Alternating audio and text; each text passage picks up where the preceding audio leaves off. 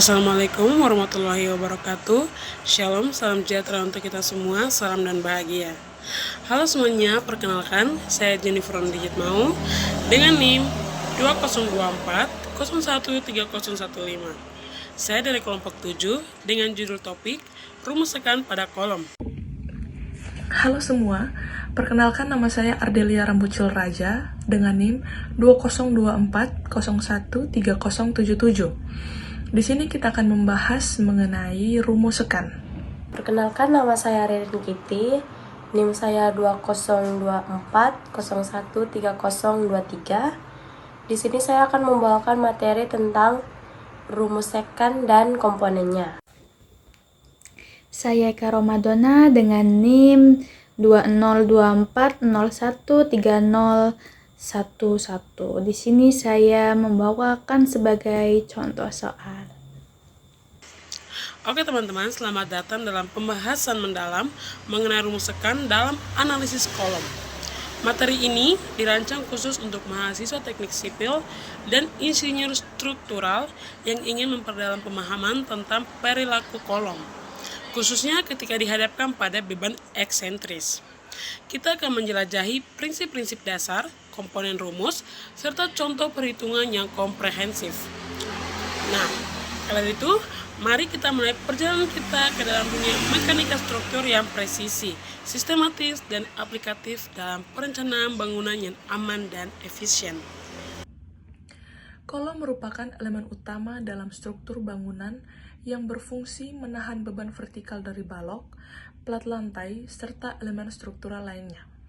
Pada kondisi ideal, sebuah kolom hanya menerima beban aksial murni, tetapi dalam kenyataan lapangan hampir tidak terjadi demikian.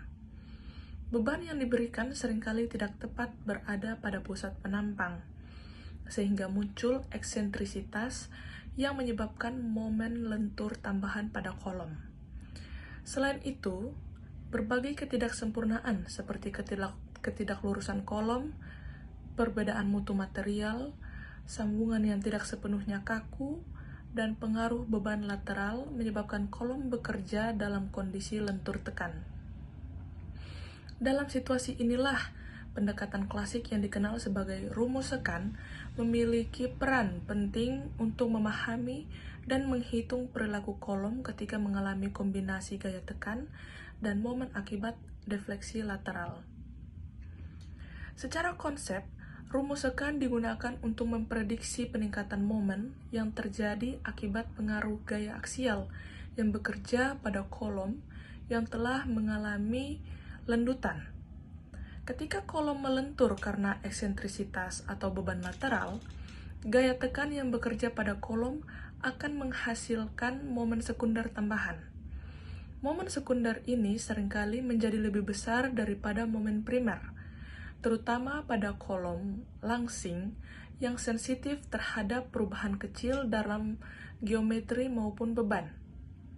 Itulah sebabnya kolom yang tampak cukup kuat untuk menerima beban tekan bisa mengalami keruntuhan jauh lebih cepat karena tidak mampu menahan kombinasi gaya tekan dan momen yang membesar secara progresif.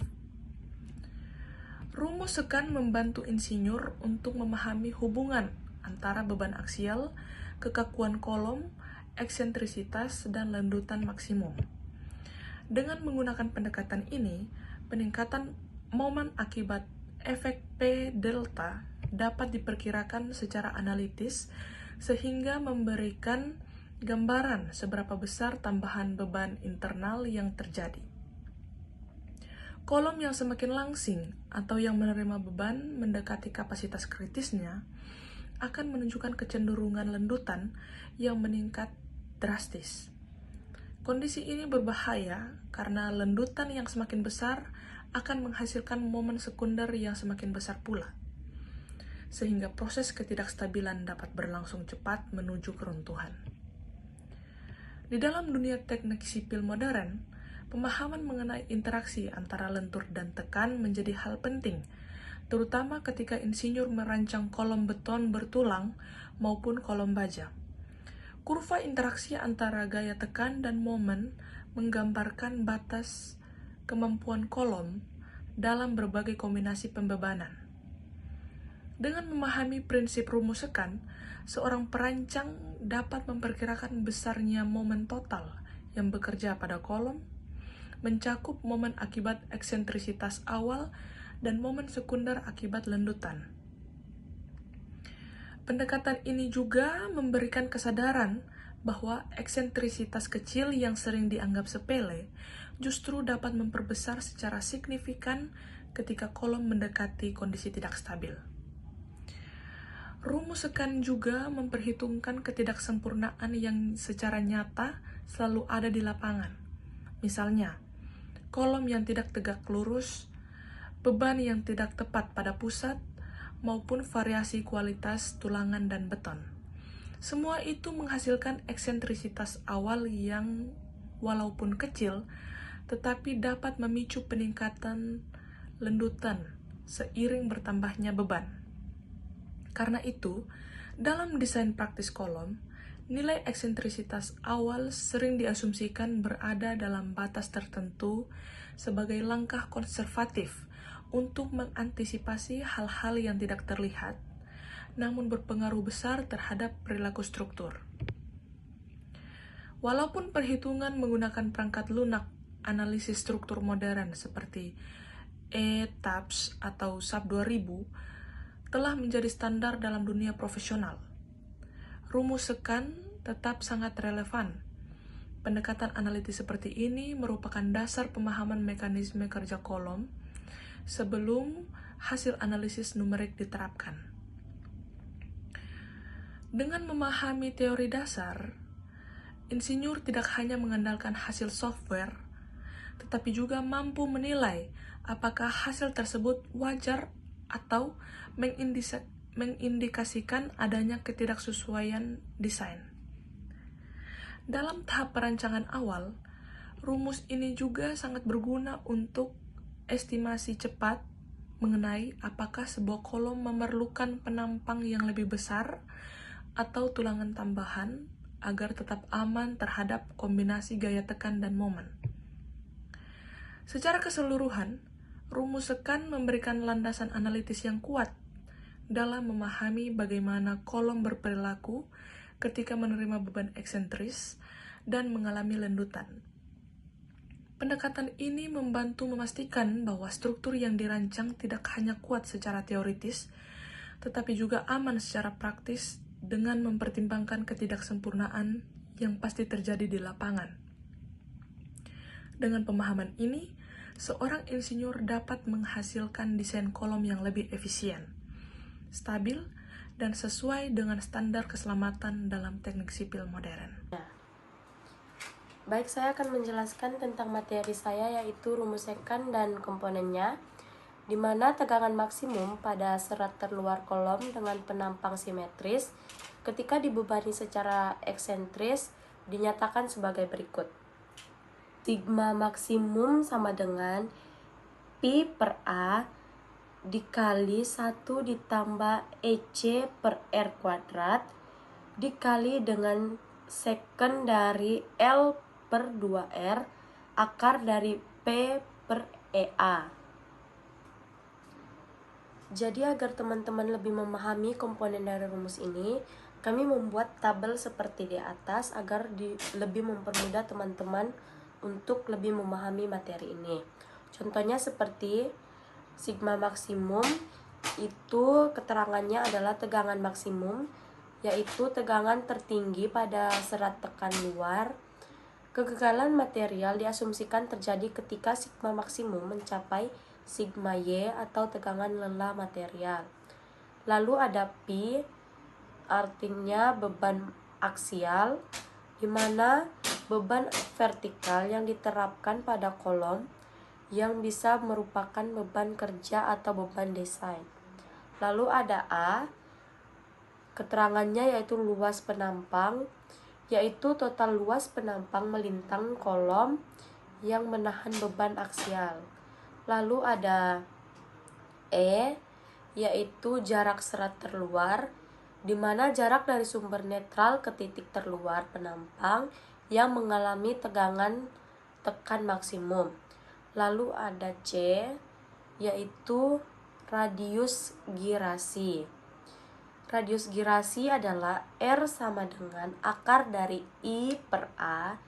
Ini adalah parameter yang mencirikan efisiensi penampang dalam menahan tekuk terkait dengan distribusi massa terhadap sumbu. Lalu ada L, yaitu panjang efektif, di mana panjang kolom yang relevan untuk analisis tekuk. Biasanya LEFF sama dengan KL aktual, di mana K adalah faktor panjang efektif yang bergantung pada kondisi letakan ujung.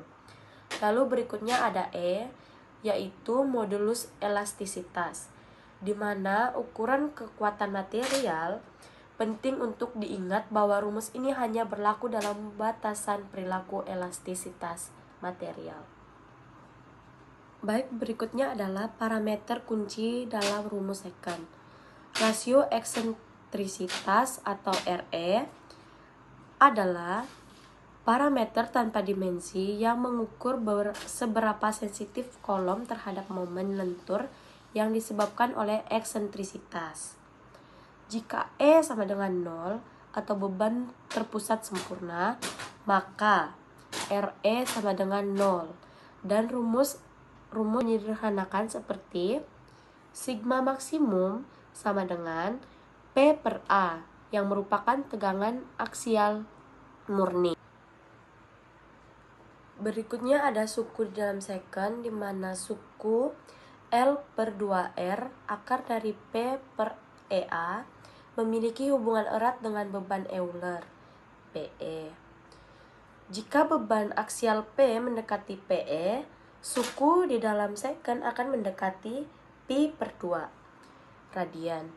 Karena nilai secant pi per 2 adalah tak terhingga, maka sigma maksimum juga cenderung tidak terhingga,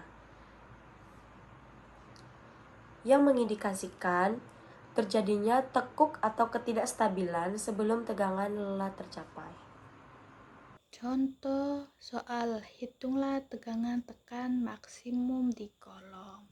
Mari kita terapkan rumus secant untuk menghitung tegangan tekan maksimum di kolom. Berikut adalah contoh soalnya, yaitu sebuah kolom dengan profil sayap lebar W 350 kali 350 ditumpu di kedua ujungnya dan mempunyai panjang 7,50 meter. Kolom tersebut memikul beban sentris atau P1 yaitu 1400 kN dan beban eksentris atau P2 yaitu 175 kN. Lentur terjadi terhadap sumbu 1-1 penampang dan eksentris bekerja pada sumbu 2-2 pada jarak 340 mm dari pusat berat C. Oke, dengan menggunakan rumus secant dengan mengasumsikan E adalah 205 GPa. Hitunglah tegangan tekan maksimum di kolom. Ini adalah data konversi satuan, yaitu panjang kolom atau L 7,50 meter menjadi 7500 mm, modulus elastisitas E 205 GPa menjadi 205.000 MPa, beban sentris P1 yaitu 1400 kN menjadi 1.400.000 Newton. Beban eksentris P2 175 kN menjadi 175.000 Newton. Eksentrisitas beban E yaitu 340 mm, luas penampang A 173,9 cm kuadrat yaitu 17,390 mm kuadrat. Radius girasi atau R itu 15,20 cm menjadi 152,0 mm. Jarak serat tertular atau C yaitu 350 per 2 sama dengan 175 mm untuk profil WF 350 kali 350. Langkah pertama yaitu hitung beban total atau P. Total beban aksial yang bekerja yaitu P sama dengan P1 ditambah P2 sama dengan 1.400.000 Newton ditambah 175.000 Newton menjadi 1.575.000 Newton. Langkah 2, mencari eksentrisitas ekuivalen. Karena P1 eksentris dan karena P1 sentris dan P2 eksentris, eksentrisitas resultan dihitung momen total dibagi beban total, yaitu M total per P sama dengan P2 kali E per P1 tambah P2 menjadi 175.000 Newton dikali 340 mm per 1.575.000 Newton, yaitu sama dengan 37,78 mm. Langkah ketiga, hitung parameter rumus sekan. Rumus sekan atau sigma max sama dengan P per A. Untuk sebelahnya yaitu kurung siku 1 ditambah kurung buka EC per R kuadrat kurung tutup sekon kurung buka L per 2R akar P per EA kurung tutup terus kurung tutup siku. Rasio eksentrisitas atau R kali E yaitu 37,78 mm dikali 175 mm dibagi kurung buka 152,0 mm kurung tutup persegi, yaitu menjadi 6.611,5 mm kuadrat dibagi 23.104 mm kuadrat sama dengan 0,286. B. Argumen sekan yaitu mencari L per 2R akar P per EA. Di sini L per 2R yaitu 7.500 dibagi 2 kali 152 menjadi 24,67. Di bagian akar P per EA yaitu di sini P-nya adalah 1.575.000 dibagi EA yaitu 205.000 dikali 17,390 sama dengan akar 4,418 kali 10 akar pangkat minus 4.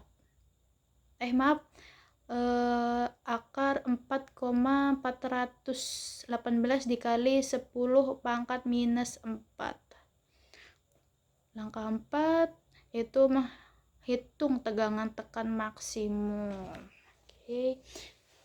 Di bagian P per A yaitu 1.575.000 Newton dibagi 17,390 mm kuadrat.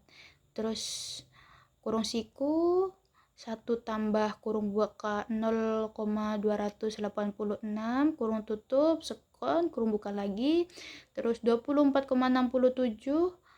akar 4,418 dikali 10 pangkat min 4 kurung tutup habis itu kurung tutup siku, yaitu menjadi 116,47 MPa. Jadi tegangan tekan maksimum pada kolom tersebut adalah 116,47 MPa. Terima kasih.